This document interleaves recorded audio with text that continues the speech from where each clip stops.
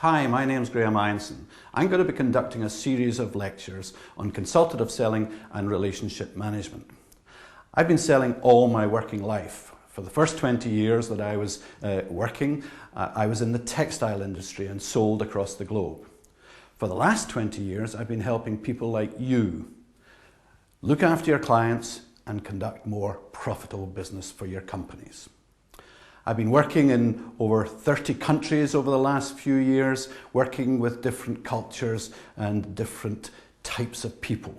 And what I've learned is that the art of selling, consultative selling, is similar across the globe. In this series of lectures, you'll find that some of the subjects you may have heard before, some of you may have been on training programs before.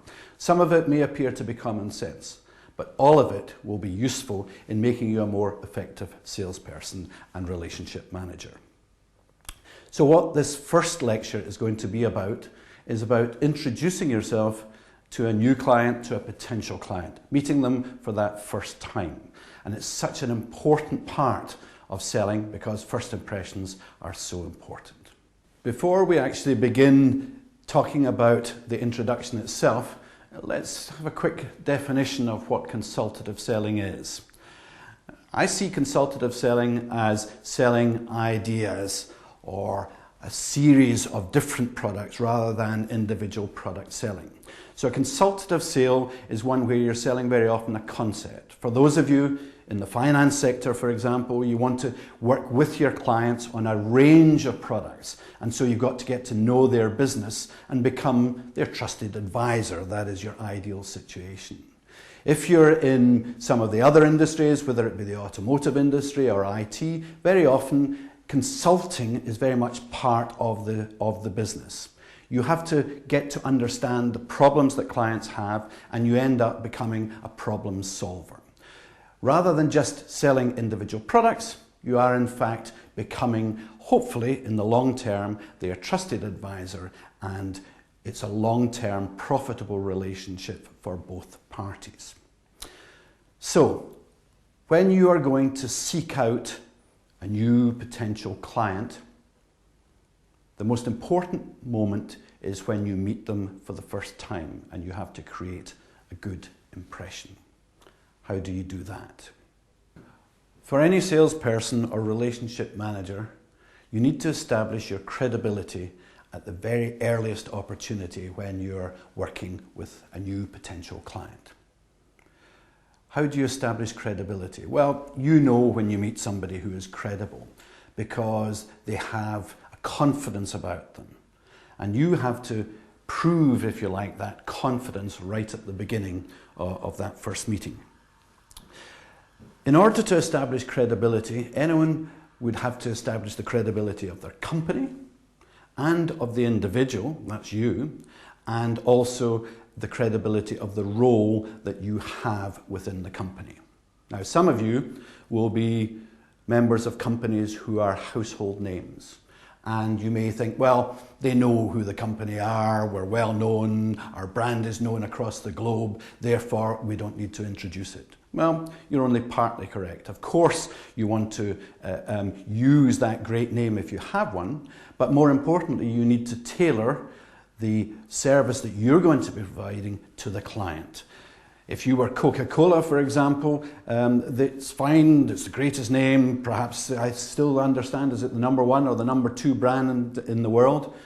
But if you're going to be talking to somebody about bottling, then there's no point in talking about Coca-Cola apart from in a generic sense. You need to talk about the service that you can provide to that specific client. So the company, it may not be the actual company you're introducing, it may be your department or your area of the business, and you have to establish its credibility. Best way of doing that is to give examples of the types of work that you would like to do for this client that you have done in the recent past with other clients. So for example, if you're in the finance sector, you may well be working with somebody in the food sector. Perhaps it's a merger or a possible merger and acquisition. In order to establish your credibility, you want to say, in the last 2 years, we have done 5 deals within the food sector which are similar to your company. That way, you're establishing and tailoring your credibility to the client. The second part is that you need to establish your own credibility, establish yourself as a credible person to be standing there. What right have you got to be sitting in front of the CEO or the CFO of a company? The only way you can show that is by talking about your experience, your qualification, what you have been doing within the industry. So it may well be you can say, I've been within this industry for 12 years. That establishes a degree of credibility. I have run a project for X number of companies. That would establish that you've done that type of work. So you need to establish your personal credibility. It may go back to your initial qualifications, it may not. It depends on the length of time that you've been in the business and the type of client that you're visiting. So you need to establish the credibility of your company, perhaps your department or area of the business, and yourself. The final thing you need to do is establish your role and what your role would be when working with the client. It's very nice to be able to say to people, I will be your point of contact if we are fortunate enough to do business with you. That's always a good thing to say because you are the person. However, sometimes you're not going to be the ongoing person, so you have to establish what your role is. How I do it is I say, my role is to look after you. I will be your relationship manager, but I will also be your trainer. That reassures people that the person they're talking to is the person that they're going to be dealing with in the future. Many relationship managers, when they're trying to establish their credibility at that first meeting, are inclined to say, we give great service to our clients. We've been doing it for many years. These are vague statements, and while it may be true, there's no actual proof of that. So what's perhaps more important is to say, my role within the company is to look after clients like yourselves. I've been doing that for the last 12 years. We won the award for the best customer service within this industry over the last 3 years. That would be what we call a proof statement.